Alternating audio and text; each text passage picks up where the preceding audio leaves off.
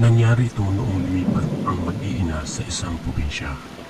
Ayon daw sa mga usap-usapan, ay lumipat daw ang mag-iina dahil sa hindi pagkakaunawaan ng kanyang dating asawa at nakipaghiwalay ito sa kanya. May isa itong anak na lalaki. May kaya ang mag-iina, kaya nabili agad nila ang binibentang bahay doon sa probinsyang nilipatan nila. Malapit lang ang bahay sa kagubatan na kilalang lugar ng mga aswang. Dahil ayon sa mga usap-usapan ng mga tao doon, marami daw mga kababalaghang nangyayari sa gubat na iyon. May nagtangkang pasukin ang gubat na iyon ng isang grupo ng mga kalalakihan. Ngunit, hindi na ito nakalabas pa.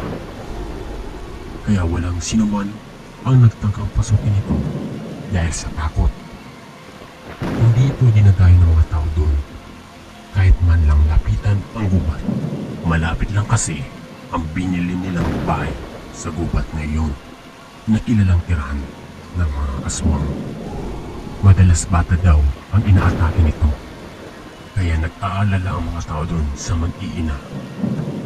Sinasabihan nilang lumipat na lang ng ibang bahay na malayo sa gubat dahil marami namang mga bakanting bahay malayo sa gubat para naman sa ikakaligtas nila.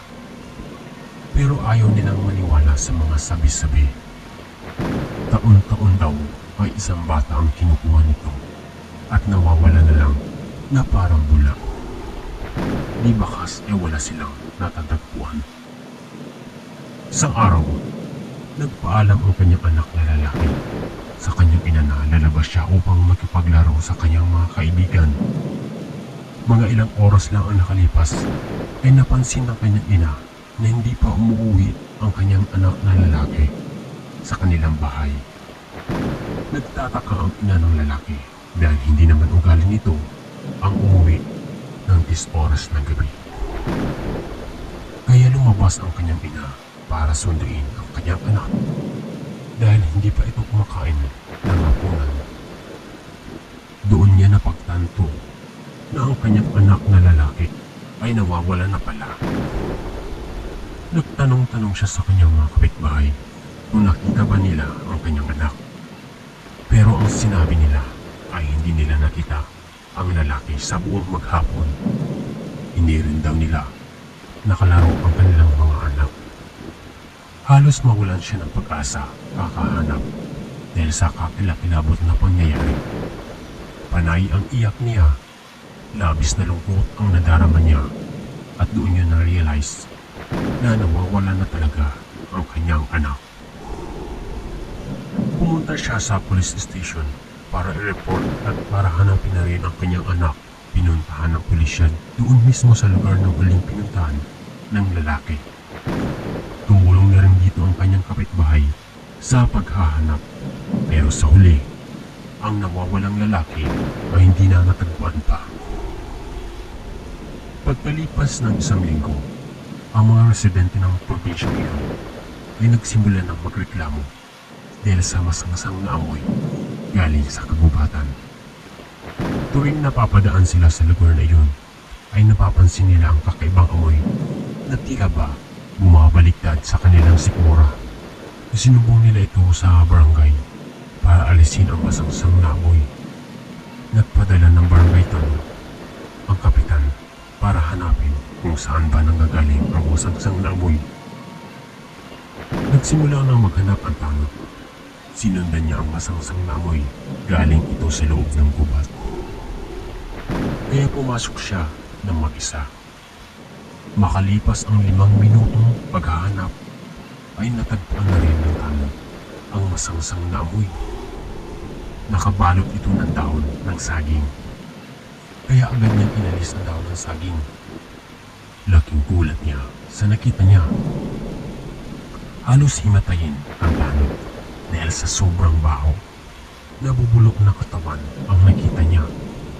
Dali-dali niyang ibinalot ang katawan habang nakatikip ang kanyang ilong. Hihilain na sana niya nang biglang may natanaw siya sa malayo. Tinitigan niya itong mabuti.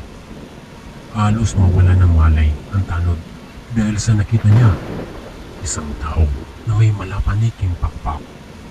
Mahahaba ang mga balahibo nito, matatalim na mga pangil, at ang lalong ikinatakot niya ay ang mahahabang buhok na tila ba may buhay. Ang mga ito, nang makita niyang papunta ito sa kanya, tumakbo siya ng tumakbo palabas ng gubat sa abot ng makakaya niya. Ligtas naman siya nakalabas sa gubat na iyon matapos magsagawa ng autopsy ang pulisya. Nakumpirma nila na ito ay ang bangkay ng lalaki na nawawalan nitong nakaraang linggo. Pagkatapos ay nilapitan ng tanod ang ina ng lalaki para kausapin ito. Nagulat siya sa sinabi ng tanod na ang umatake sa anak niya ay isang kubot na aswang.